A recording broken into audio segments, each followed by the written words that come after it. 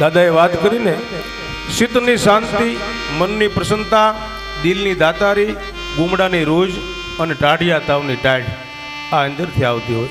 આ ના કે ઇન્જેક્શન નથી, દાતારી ના કે ઇન્જેક્શન નથી, સુવીરતા ના કે ઇન્જેક્શન નથી. દેવું બહુ દોયેલું છે, વાત થઈ જાય આમ છોડી દઈને આમ, પણ નારે ના કૃષ્ણનો ત્યાગી રહ્યા ભિખારી ગંધ કુમારી ઉઠસાના ફેઠ સુધી માણસને તૃષ્ણા છે એ જકડતી હોય છે. એક જણો સાધુ થયો તે એટલામાં એટલા માટા મારે સીપીઓ ઘડી આવ્યો, સીપીઓ કરાઈ આવ્યો, કમંડળ કરી આવ્યો, ભગવો કપડો ધારણ કરી આવ્યો અને એટલામાં એટલા માટા મારે. એમાં એક દિવસ એના પત્ની ઊંધું ફરીને છાણા થાપતી હતી. ત્યાં આવીને પૂછ્યું, મૈયા ગિરનાર કા માર્ગ કિધર? તેની બહુ બે ધબા માર્યા વહામાં. ગોપીચંદ ગયા, ભરતરી ગયા, તો ઘેરે માર્યા, છોકરા એમને બેઠા છે. વાતું થઈ જાય છોડી દેવું આમ, પણ છોડાતું નથી.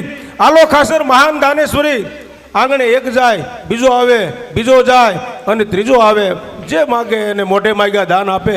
એમાં કામદારે કીધું કે બાપુ આ બીજા કાંઈ ધંધો જ નથી આ લોકોને, અને આવી રીતે તમે દાન કરશો ને તો રાજકાજના ખર્ચા પૂરા નહીં પડે, રાજકાજના ખર્ચા અહીંયા પૂરા નહીં પડે બાપુ, અને ભંડાર ખાલી થઈ જાય. અને ગોળ હોય ને માખ્યું તો આવે. એ આલા ખાસરને વાત મનમાં સમસમી કે મારો કામદાર મને આવી વાત કરે. એ હાંજ પડી, દિન ઉગ્યો દિન હાથીમો સકવી બેઠી રોય, હાલો સકવા ઉણ દેશ મેં જ્યાં રેન કબૂ ન હોય.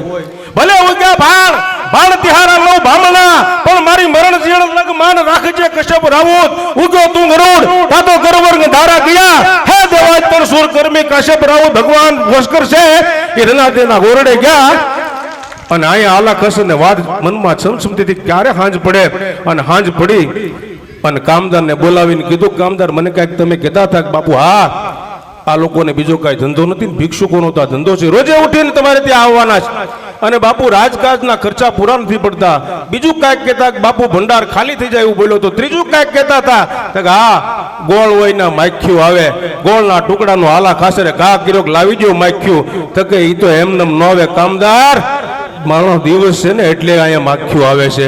અહીંયા માનવીની પાસે કોઈ ઓલા માનવી તારા દિવસો એ પૂછીને દુખિયા ગાવે રે, એને ગાવકારો મીઠો તું આપજે રે જી. તારા ગાંગણી ગા એ પૂછીને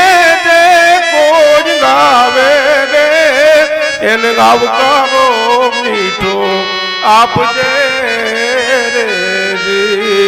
એવી મિલન દાદાના મુખ